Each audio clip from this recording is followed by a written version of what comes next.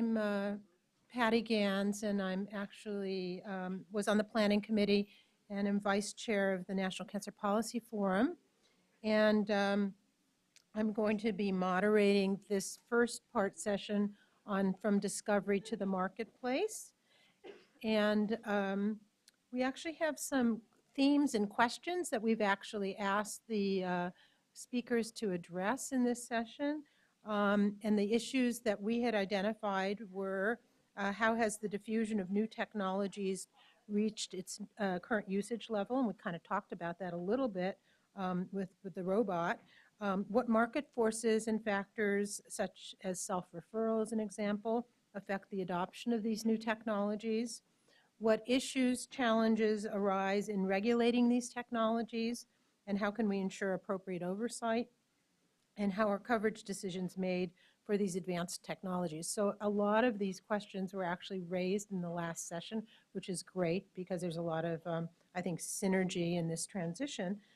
So our first speaker will be Dr. James Yu, who is at Yale University, and he's a radiation oncologist, and he's going to speak about the impact of new technology diffusion on Medicare expenditures.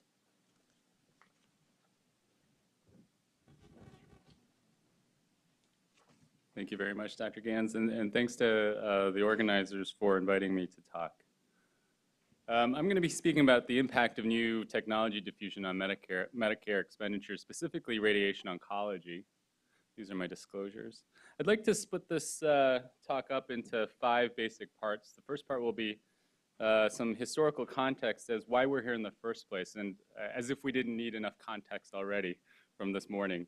Secondly, I'd like to talk about the history of new technology diffusion for radiation oncology and talk about what factors influence technology diffusion and radiation oncology technology diffusion in general, and then talk about the cost of new radiation technology to Medicare, and finally how to move forward from here.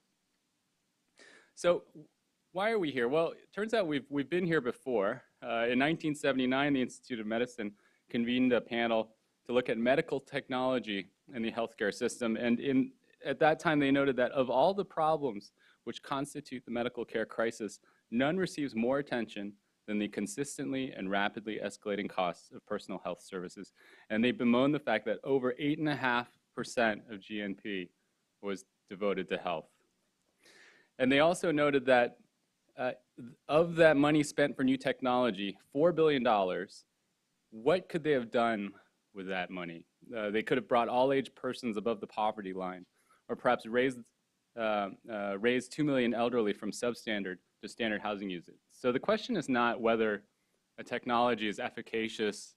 That's not simply the question. The question is also, could this money be spent for other purposes as well? And here we are in 2015, and the stakes to society are arguably even greater. We're approaching 17 or 18% GDP. And furthermore, the personal financial toxicity of healthcare is arguably even greater in 2015 than it was in 1979. There was actually a report, a section in that 1979 paper where they noted this cost is not being passed down to consumers, and actually consumer purchasing power is a little bit better because of insurance. In 2015, it's much worse. And the financial burden among cancer survivors impacts their quality of life. We know this through work that Dr. Zafar has done. And therefore, rejecting low-value or overly expensive treatments and technology is a top priority for medicine. So that's the context of this talk. And I'd like to talk about 2 types of radiation technology diffusion. The first one is intensity modulated radiation therapy, which has also been talked about quite a bit this morning. It's a method of optimally shaping radiation dose by varying the intensity across a photon radiation beam using complex dose planning and specially equipped linear accelerators. In 1988, Anders Brahm first published the paper on algebraic inverse radiation dose planning, which is a key theoretical step in the creation of IMRT. In 1995, the main planning and delivery techniques have been worked out. And by 2000, all major companies offering IMRT-capable machines and software. In 2002, Medicare gave it the stamp of approval with its own primary common procedure terminology code. And then at that point, IMRT took off. One example is for prostate cancer. IMRT is here in purple, replacing the green of 3D conformal radiation in all benefit groups. What about proton radiotherapy? Well, as Dr. Zeitman mentioned before, we take advantage of the Bragg peak, and it deposits energy like a depth charge within the body. It minimizes entry and exit dose, and it's very technologically complex and resource intensive. And Dr. Zeitman beat me to the punch. This is the often published figure from the New York Times showing the patient inside of a proton gantry. Proton radiotherapy, again, was first postulated to treat cancer in 1946.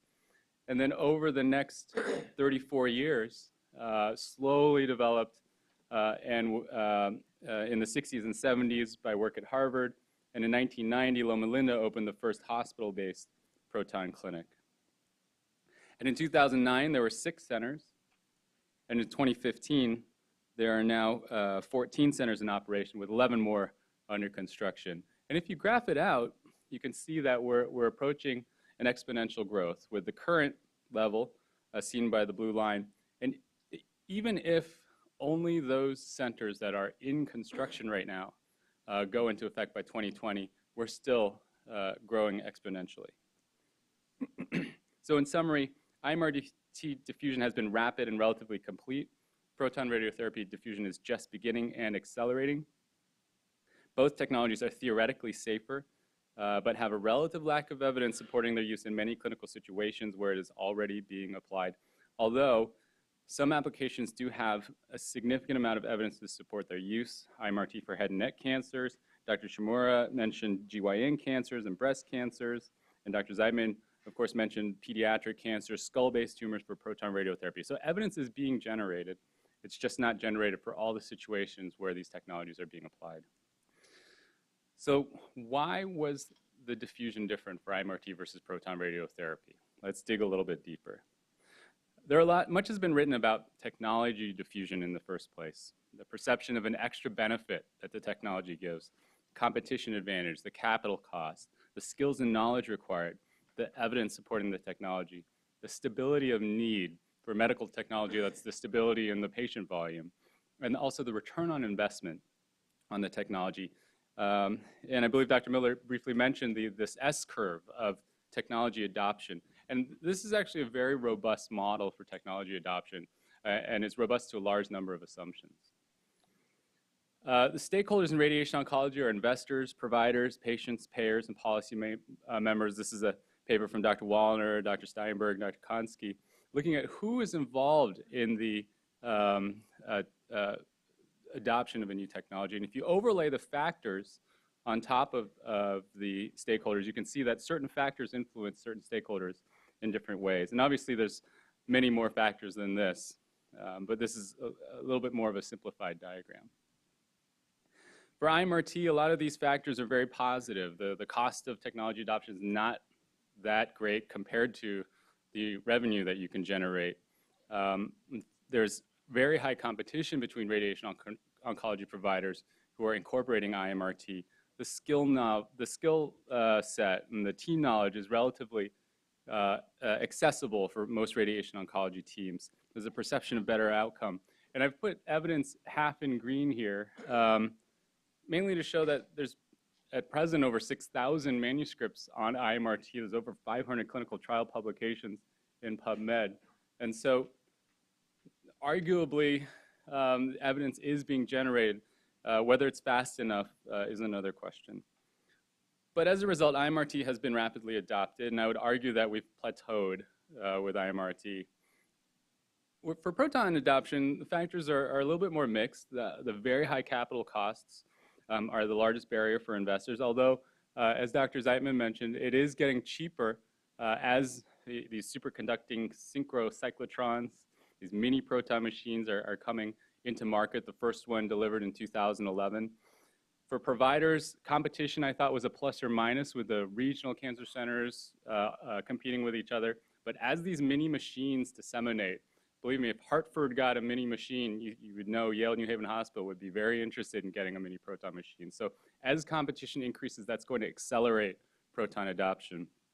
there is a significant amount of team knowledge required, although that may be changing as well. And finally, payers are balking against the cost of proton radiotherapy. Policymakers, the Oklahoma State Legislature recently mandated the coverage of proton radiotherapy. And so it's a mixed bag. Because of that mixed picture, proton radiotherapy has been a little slower in adoption, although arguably, I think we're at the beginning of that S curve. And it's poised for rapid growth if certain conditions are met. And I would argue that 3 of those conditions are being met right now as practitioners graduate from MD Anderson and Harvard and Penn, and the physics residencies graduate people. As competition increases, I think we're going to move further down that curve, and the coming decade will be a time of very rapid proton adoption. So the fourth part, what is the cost of this new technology adoption to Medicare? Well, both these technologies are reimbursed more than the older technologies. And the example of prostate cancer, perhaps being the least fair example to give, but it's illustrative. 3D conformal radiation costs $20,000 in 2005 to Medicare. And IMRT was $11,000 more than that, and proton radiation was about $14,000 more than that. And so in 2005, IMRT cost Medicare about $282 million. And we know that proton radiotherapy has the potential to cost Medicare hundreds of millions of dollars beyond IMRT. And IMRT was responsible for the increase in cost of radiation therapy from 2002 to 2008. This is an example from a paper by Dr. Shen and Dr. Showalter showing IMRT in green. These are numbers taken from the Medicare statistical supplement. So these are physician supplier codes representing about 41% of Medicare expenditures. And IMRT was the only code in the top 20 in 2008 that was not an evaluation and management code. One way to interpret this, it was the only specialty specific code in the top 20 of all codes billed to Medicare. But it's also important to note that some change is occurring, that the cost of IMRT is decreasing. And in 2015, IMRT delivery is no longer going to be monolithic, and now it's proposed to be a simple IMRT plan for prostate radiotherapy, for example. And so the cost of IMRT delivery to Medicare is going to go down even more significantly. Fortunately for practitioners as well, our ability to deliver IMRT is also improving as computation costs go down. Theoretically, the cost of IMRT delivery from the practitioner side is also improving. And this is a very important note that unlike for medications, Medicare can set the price of treatment. And further, the growth in IMRT has stopped. The S curve has arguably plateaued. Looking also back at Dr. Shen's paper, IMRT use was 78.5% in 2006. It actually went down a little bit by 2010. And this is consistent with findings from Michigan, Dr. Shumway and Dr. Jagsi's excellent paper in Journal of Oncology Practices, which I encourage everybody to read, that the indications for IMRT have kind of been maxed out, and we've plateaued. So the question arises, what will happen to the cost of proton radiotherapy? And in this graph, you can see proton radiation is that small little beige sliver. And I'd like to remind you all that we're at the beginning of the S curve. And so time will tell. So I'd like to use the last couple minutes to talk about where we go from here. How do we avoid inefficient use of healthcare dollars for treatments that may or may not be beneficial? Here's one cautionary example that was also noted in that 1979 report. So back in 1959, the only way to treat bleeding ulcers was by gastrectomy. And a man named Dr. Wangenstein wondered, well, what if you could do a physiologic gastrectomy non-invasively, safer, by freezing the lining of the stomach? And he did some animal studies, he did some preclinical studies, and finally wrote a couple papers that appeared in JAMA. And it took off like wildfire. And by 1963, over 1,500 machines were in use. However, as the treatment was adopted, reports of complications grew, and what was developed and promoted as a safe last resort before surgery was by this time not only evidently risky and questionably efficacious, but also being indiscriminately applied by some. And then by 1966, the treatment was largely abandoned. What can we learn from gastric freezing? Well, it wasn't a crackpot scheme. Dr. Wangenstein was a very respected surgeon and researcher. He was on the academic faculty. He received no fees for his services, was not driven by an obvious financial gain. He did the animal studies, he did the early reports.